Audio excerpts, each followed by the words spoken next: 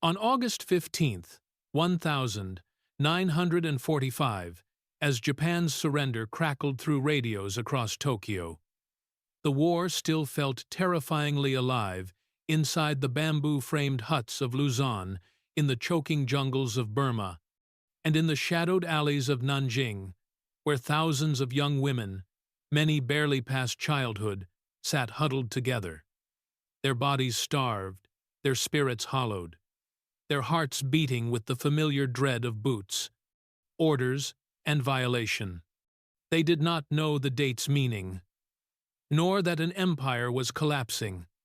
All they knew was the rot of mildew in the air, the trembling of reed mats in humid wind, and the constant expectation of more soldiers, more nights, more endurance inside. Places deceptively called comfort stations, prisons without bars, built wherever the Japanese flag spread. Shanghai, Manila, Rangoon, Seoul, where historians later estimated between 50,000 and 200,000 women, were reduced to numbered entries in ledgers.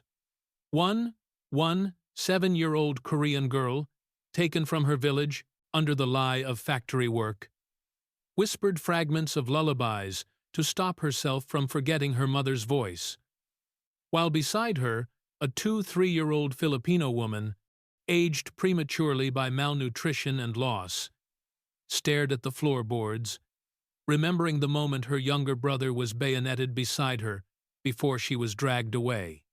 Rules barked in Japanese controlled every moment.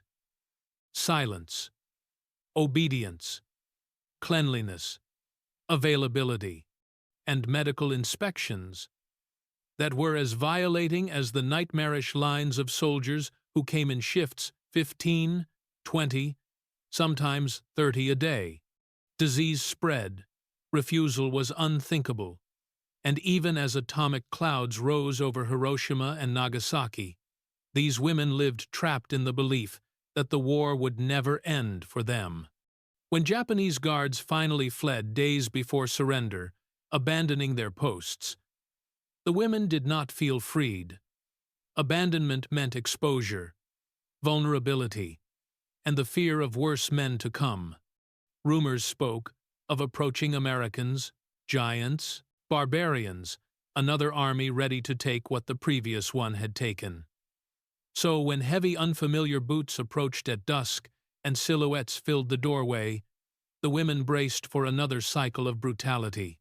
But instead of weapons, the soldiers carried crates, food, soap, medicine, and though the women recoiled, unable to reconcile kindness with uniforms, the Americans moved slowly, awkwardly, as if approaching wounded animals. One soldier tapped a can of peaches, miming eating with a nervous grin, while another offered soap like a fragile peace offering. At first, the women saw only danger. These were the same tricks Japanese soldiers used before violence. But the Americans did not approach, did not bark orders, did not touch. When a teenage girl finally reached out in terror for a tin of peaches, expecting punishment, the soldier simply placed it gently in her palms and stepped back. Relief, confusion, and disbelief rippled through the room. A Filipino woman pressed the bar of soap to her face and wept.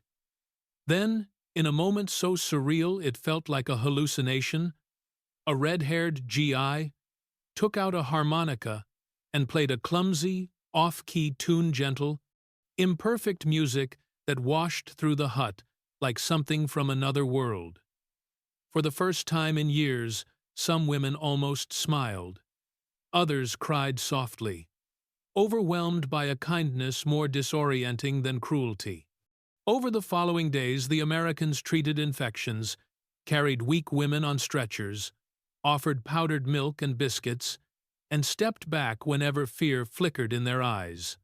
Yet trauma lingered. Women screamed when separated for treatment, hid food under floorboards, flinched at footsteps, and waited for kindness to turn into betrayal. Army medics recorded staggering injuries, malnutrition, venereal disease, internal scarring statistics that barely captured the depth of suffering. But the most shocking truth, repeated again and again by survivors decades later, was simple. The Americans did not even touch us. In the years that followed, justice failed them. Many returned home only to face rejection, shame, and silence from families who saw them as ruined. At the Tokyo trials, their suffering was reduced to footnotes. Few Japanese officials faced consequences. Yet survivors remembered the American soldiers vividly, not as flawless heroes, but as the first men in years who looked at them without ownership in their eyes. They remembered canned peaches as symbols of dignity returned, a harmonica tune as proof that gentleness could exist, the shock of being lifted, not shoved onto stretchers, and the strange, unbearable sweetness of syrup.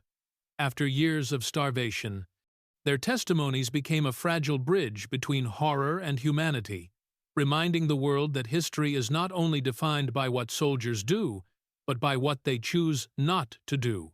And yet the final, haunting question remains. After all the cruelty they endured, after the unexpected mercy shown in those dark bamboo huts, would the world honor their voices or bury them again in silence? Please don't forget to subscribe and hit the bell icon.